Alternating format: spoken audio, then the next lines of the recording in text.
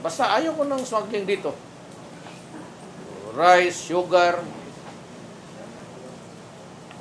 Wala bang commitment because we're bound by the request of the national government. What has been agreed, Mayor? I was given a specific order. Ayaw ko na magsalita na ano. But the request came first from Nares. Then after that, somebody said, you help Nares. Ayaw ko na magsalita. So pinatawag ko sila, ganun ang sinabi.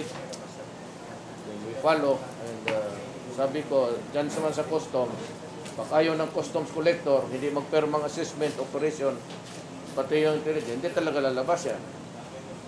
Ngayon, kung lalabas yan, smuggling. Kaya sabi ko, bawal kasi noon.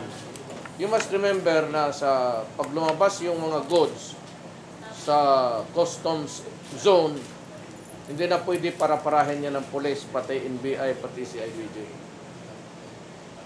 That is the practice. Kasi para walang gulo. Ngayon, ang nangyayari dito, pagka-smuggling, it becomes a crime now, which is really a thing which is should put everybody on alert. So sabi ko, pag may makarinig ako na sa bagay, paparahin ko yan dyan sa, sabihin ko, yung police. I will ask Task Force Davao, Highway Patrol, o yung sa police station to place checkpoints there. At titignan ko kung sino yung nakapirma doon for the release. And I will personally arrest you in my capacity as mayor of the city of Davao, charged under the law and the enforcement of all national laws, ordinances, and executive orders of this government. Ganun lang naman yan. Eh bakit hindi natin ma-enforce yan? So, ikaw ngayon, kung ikaw rice trader or dealer ka, I said, I have the visitorial rights. I can go to your warehouse, tignan ko yung structural integrity ng warehouse mo, electrical connections, lahat na. Amuyin ko lahat yung anong naman. Then I will ask the NBI to, the BR to silipin yung how much you are worth. Kasi pag marami kang property, then I will be asking you, bakit ka na maraming propiedad mo? Ganito lang ang smuggling. Nalap na suspect din sa Davao Mayor na may Ang lumalabas na pangalan, David Tan. Yung David Tan na yan, 1 month na yan umiikot yan sa mga inquirer, mga newspaper. Ayun ang umahawak ng ano. Na ito singo, yung dito, I do not know, but he claims that he is not the one, so he must be fictitious. Itong simo?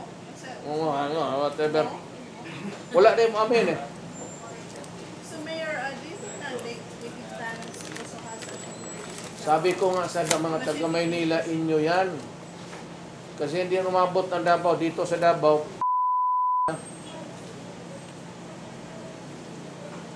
huwag nila akong, hoy, kung mag-smuggling kayo, huwag ninyo isali ang Davao. Ang kakahirap-hirap, ilan lang kayo na maging bilyonaryo dyan sa isang dalawang transaction sa smuggling. Tapos kami dito puta ng Pilipino naghirap. You know why? Bakit ano? Because I was advised by Malacanang na ibigay yung building na hiningi ko for cancer patients ng mga bata. And to top it all rather, na-advisean ako ni Bots na yung cobalt machine ibibigay rin. So that's why na-imbir na ako na sana di kunin yung sige ko smuggling dyan. Walang problema dyan. You can import even one island. Just pay the taxes. Walang problema sa amin yan. Gaano kalaki ba yung consumption ng rice? Ewan ko sa putang inang yan. Isang barko yan eh. Sino makinabang yan?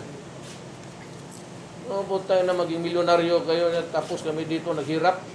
Mayor, does it have something to do with katong duha gani ka po ka shipment na nako empleyado, ang iyang unsa mayor is ang import permit di wala na unsa nga No. The law specific.